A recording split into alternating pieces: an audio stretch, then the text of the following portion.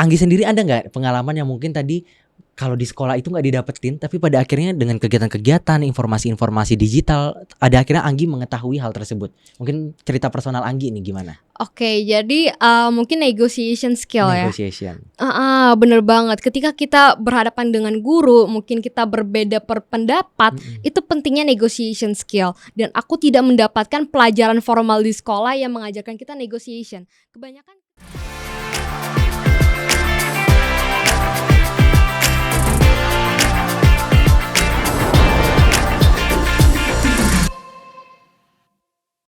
Nah, yang kedua public speaking skill gitu. Yang ketiga tentang bagaimana cara kalian financial management gitu.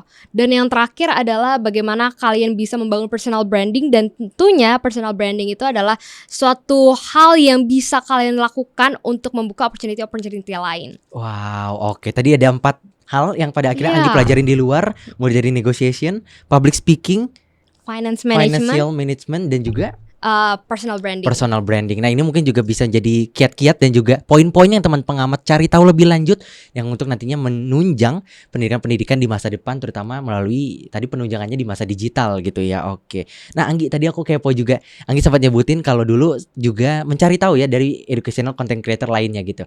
Kalau dari Anggi ada nggak mungkin inspirasi-inspirasi yang pada akhirnya Anggi jadikan panutan gitu untuk mendapatkan informasi tersebut?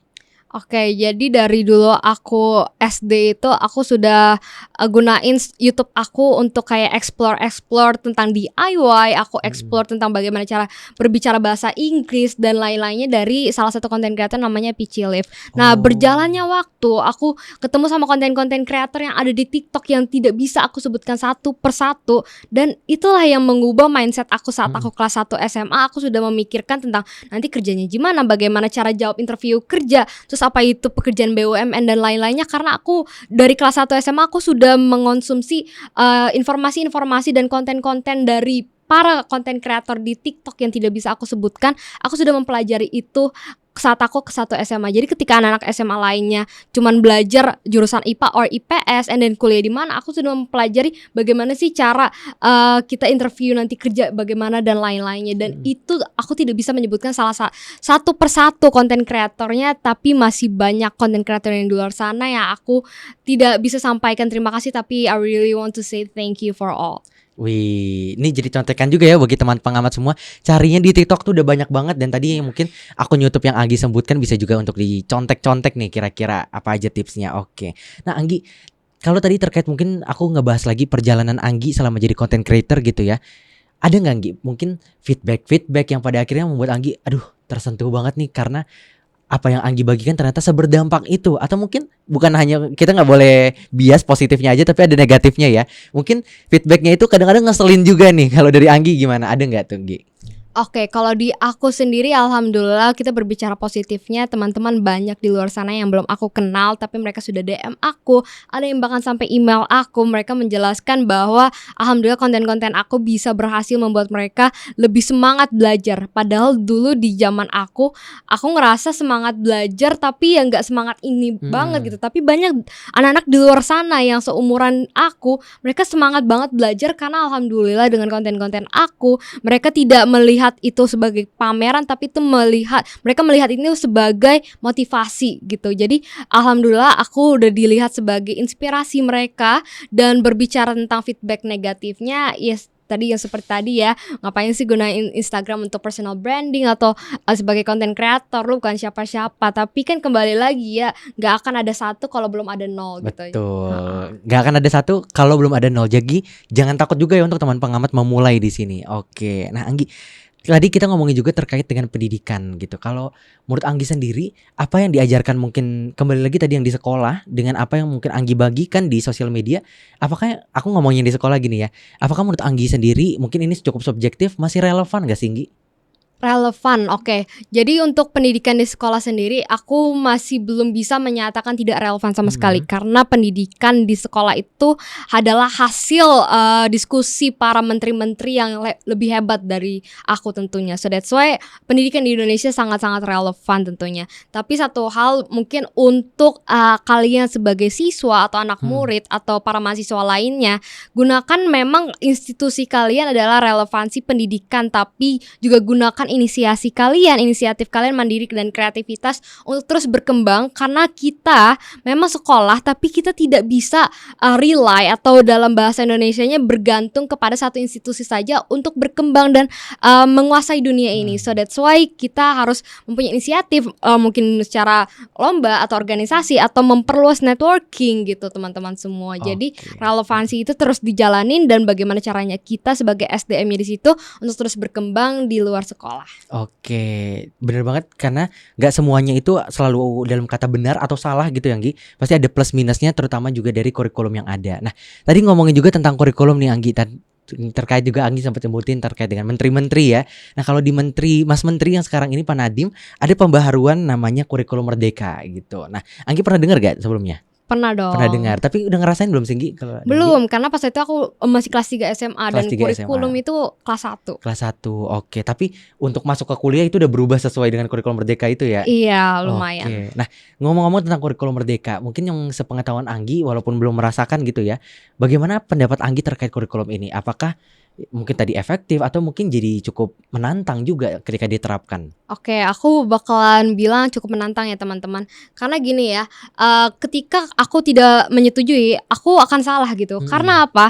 Ada banyak implementasi project ketika itu kurikulum merdeka ya. Sedangkan di kurikulum aku Kurtilas K13 ya kalau K13.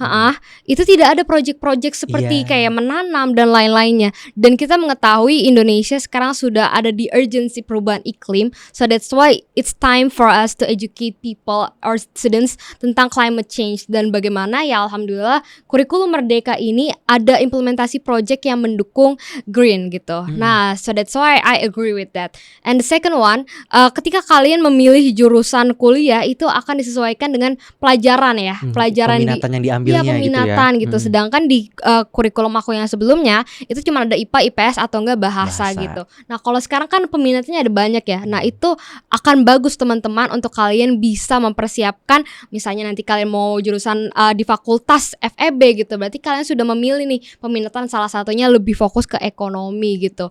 Nah, ditimbang kalau kita dulu itu lebih luas dan sekarang lebih mengkerucut karena memang tidak ada manusia yang bisa sempurna di semua pelajaran ya Noel ya.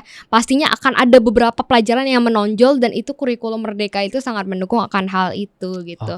Tapi ini satunya nih Noel, satu hal yang teman-teman harus ketahui, kalau bisa sebelum kalian SMA atau sebelum kalian memilih peminatan, kalian harus tahu jurusan nanti kuliah mau jadi apa. Karena banyak banget nih teman-teman yang udah milih, oh ya gue mau peminatan yang fokusnya ke ekonomi, tapi nantinya mau ambil jurusan yang berhubungan dengan sosial politik gitu. Jadi teman-teman harus bisa mempersiapkan karena ini bisa menjadi challenge buat teman-teman semua. Oke, iya jadi challenge juga ya karena biasanya apalagi di masa-masa transisi SMA mau kuliah atau SMP deh gitu.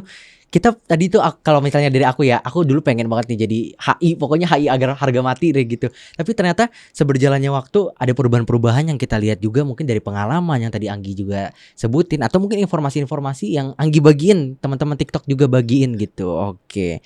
Dan tapi kalau kurikulum merdeka ini tadi selain ada positifnya tapi juga ada mungkin hal yang menantangnya yang perlu disesuaikan lagi gitu. Oke. Nah, ini tadi kita udah ngebahas banyak banget nih Anggi terkait dengan pendidikan masa kini, pendidikan yang Anggi berikan juga di dunia digital. Kalau dari Anggi sendiri, dari mungkin hati yang paling mendalam nih Anggi, ada nggak hal-hal yang ingin disampaikan dan juga diharapkan demi perkembangan pendidikan di masa depan gitu? Oke, karena masa depan Indonesia emas akan menjadi nol jika kalian sebagai generasi mudanya tidak memiliki langkah untuk maju. Karena satu langkah kalian itu menentukan masa depan gitu. Nah, buat kalian nih yang mungkin terhalangan finansial gitu, keterhalangan kebatasan informasi gitu, kalian sudah hidup di revolusi digital nih. Jadi bisa teman-teman kalau keterbatasan finansial, kalian bisa mencari banyak event atau lomba-lomba yang gratis. Lalu beasiswa juga dari internet teman-teman, karena ya kembali lagi generasi kalian itu yang menentukan apakah Indonesia akan menjadi emas atau bukan gitu. Nah itu sih menurut aku. Oke, nah terakhir nih Anggi sekaligus juga boleh nggak semangatin teman pengamat yang nonton podcast Langit Opini kali ini untuk bisa terus semangat berjuang mengembangkan diri di dunia pendidikan hingga nantinya mungkin bisa jadi seperti Anggi juga ya, educational content creator gitu. Boleh Anggi? Oke teman-teman, aku percaya bahwa teman-teman itu mungkin masih banyak yang belajar untuk meraih nilai semata ya teman-teman. Tapi teman-teman pengamat negeri sekarang nih ya, gunakan kemampuan kalian untuk belajar secara ikhlas dan mendasar dan kompleks dari pelajarannya itu, bukan hanya mencari nilai semata, karena kalian harus tahu bahwa ketika kalian sudah mempelajari dasarnya, pasti nilai akan yang mengejar kalian, bukan kalian mengejar nilai. Terima kasih. Wih, quotes of the day. Nilai yang akan mengejar kita, bukan kita yang mengejar nilai. Oke. Wah, terima kasih banyak Anggi, tadi udah dapat banyak banget informasi terkait dengan bagaimana perjalanan Anggi yang menginspirasi banget ya, dari SMA hingga sekarang udah mau kuliah, membagikan konten dan juga belajar secara ikhlas, serta juga bagaimana nantinya teman-teman pengamat yang nonton di sini juga bisa terus mengembangkan diri, mendapatkan informasi melalui dunia digital, dan juga tidak hanya berfokus dan juga berpatokan ya di sekolah, tapi mengembangkan diri lebih lagi dengan kesempatan-kesempatan masa kini yang ada. Terima kasih banyak Anggi, semoga nggak kapok ya untuk datang lagi nanti kalau kita undang. Siap. Oke, Kasih baik. Noel. Terima kasih banyak Anggi dan juga teman pengamat semuanya. Sampai jumpa di Langit Opini episode keempat.